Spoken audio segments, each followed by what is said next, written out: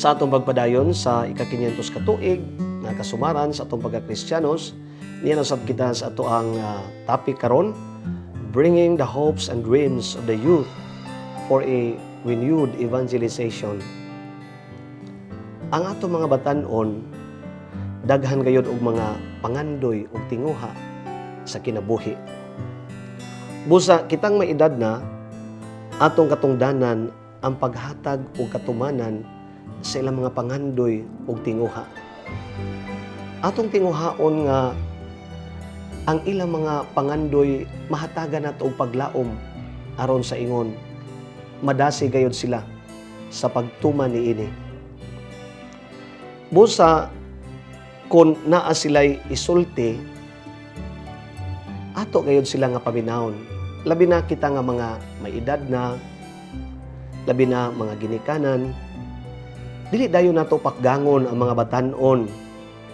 Kung naaman sila yung mga sayop, dili dayon nato sultian nga di ka kamao o dili ka husto o atong ingnon nga hilom. Paminaw nako kay ako'y nag-una kanimo sa duyan. Bisa naa sila'y sayop o naa sila'y mga dili insakto nga mga hunahuna, ato silang paminawon aron sa ingon magiyahan nato sila. Kaysa gayon nga masayop silang ato silang pakgangon dahil sa ilang sayop, ang tendency mao nga kining ato mga batan-on mahadlok na mupadayag sa unsay ilahang mga hunahuna. Maulaw sila kanato nga mga hamtong. Mao nga ni anang pagiha dili sila mutubo ug dili sila makahimo og husto nga desisyon alang sa ilang kaugalingon. Ang ato nga gikinahanglan usab mga batan-on, dili usab kita moingon nga konsultian sa mga hamtong na, labi na sa mga ginikanan, ayaw pag-ingon nga kinaraan na ang ilang gisulti kanimo. O baka moingon dayon ka nga di ko makasabot sa imong gisulti. Mao nga dili na lang nimo sila paminawon.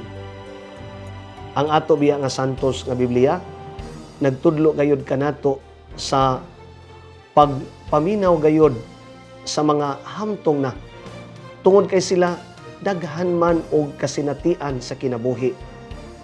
Nahibaw na sila sa panaw silang kinabuhi sa mga kasaypanan nga ilang nahimo. Mao nga dili sila buot masubli kini diha kanimo. Ang tinud-anay nga maalamon nga batan-on, siya nga kamao nga mangolekta sa unsay mga maayo sa kaniadto o kamao nga maminaw sa unsay mga kabag-uhan aron maumol niya ang nindot nga ugma sa unahan. Dili siya manirado siyang hunahuna o sa iyang kasing-kasing. Sa magkatinuod, niining ato nga kahimtang karon nga daghan sa itong mga batan-on wala makakita og kasulbaran, wala makakita og solusyon sa ilang mga problema o sa ilang mga hinanakit sa ilang kaugalingon. Kinahanglan ng atong mga batan-on makaamgo unta, labing tinuod maglisod sad ang mga ginikanan, ang mga hamtong pagdaan sa atong mga batan-on tungod kay naasan sila yung mga pamaagi, ilang mga panghuna-huna nga dili masabtan sa mga hamtong dunay giantong generation gap.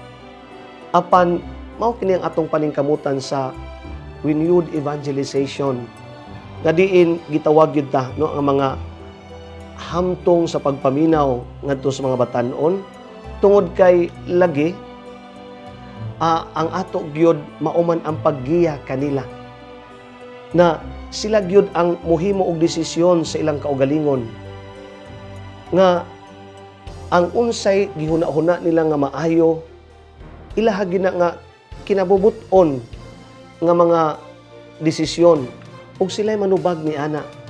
Kung unsa may lang mga sugyot kabahin sa unsay makapaanindot sa atuang katilingban, ato silang paminawon, kita mga hamtong, kay sila may mupuyo anang maong kinabuhi.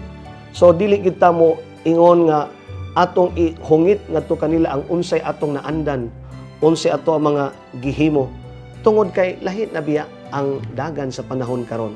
Matod pa ni Pope Francis sa Amoris Laetitia nga kining ato mga batan-on, ingon siya, what is important is the ability to lovingly help the young grow in freedom, maturity, overall discipline, and real autonomy. Dili ta kanunay nga magsunod-sunod sa mga batan-on. So, ang mga batan-on na agi mga panahon nga sila-sila ra, mao na nga ginahanglan gyud ang maayo nga pundasyon atong maumol ngadto kanila aron bisag asa sila nay kamaong mo desisyon sa unsay husto ug sa unsay sayop. Ang pulong otoridad dili pag-control sa ato ang mga naa sa ubos, kundi ang pulong nga otoridad mao ang paghiya. Mao biya kini ang sulti usab ni Pope Francis sa iyang post-synodal exhortation sa Christus Vivit nga diin ang mga batan-on atong ubanan sa ilang journey. Let us journey together. So nianang paagiha ato nga mapalambo sila sa ilang kaugalingon nga sila gyud mismo nga dunog sila otonomiya paghimo sa unsay makaayo kanila og sa katilingban. Si Jesus gusto nga ang kining mga kasing-kasing sa batan-on magpabilin diri kanato. Ang iyang kasing-kasing nga naas mga batan-on iyang gipaambit kanato. Usa ka batan-on miduol kang Hesus nangutana, magtutudlo unsa may akong buhaton aron maangkon ko ang kinabuhing dayon. Gisultian siya ni Hesus sa unsay ang iyang buhaton. Apan sa dihang nakadungog siya nga mao di ay ni ibaligi ang katigayon ang halin ihatag sa kabus kay dato man siya. Midesisyon siya nga mubiya kang Hesus magpadayon siyang naandang kinabuhi. Gipugnan ba siya ni Hesus? Wala. Sa iyang kalinghod, sa iyang panghuna-huna, tingali na itong higayuna, nasayop gihapon siya. Apan si Jesus nagmalaumon na kiniyang iyang sayop makurihaan raon niya. Gitagaan gayod siya ug kagawasan sa iyang desisyon.